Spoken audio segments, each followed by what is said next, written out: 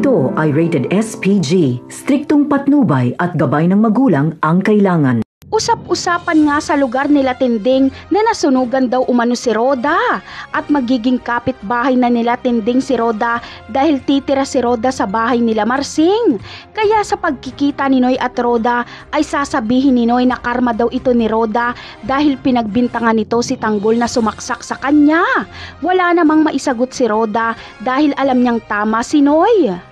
Samantala, may duda na si Marites na may babae si Rigor, ngunit hindi niya lang ito makumpronta dahil alam niyang magkakagulo na naman dahil magagalit lang si Rigor. Alam ni Marites na si Lena ang babae ng kanyang asawa. Hindi niya rin ito maikwento kay Tinding dahil wala naman siyang sapat na ebidensya. Sa kabilang banda naman ay lalakad na nga si Bubbles at Tanggol para iligpit si Congressman Sibilya. Ngunit anong diskarte kaya ang gagawin nila Tanggol para mapaslang ang congressman na ito? Paano nila ito malalapitan gayong marami itong bodyguard at kahit silabong na marami ay hindi umubra?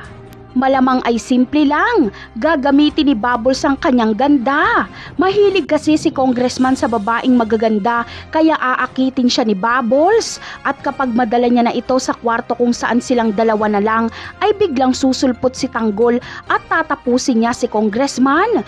Ngunit ito nga ba kaya ang gagawin nila Bubbles at Tanggol? Yan ang aabangan natin sa mga susunod na episode ng Batang Quiapo. Paalam!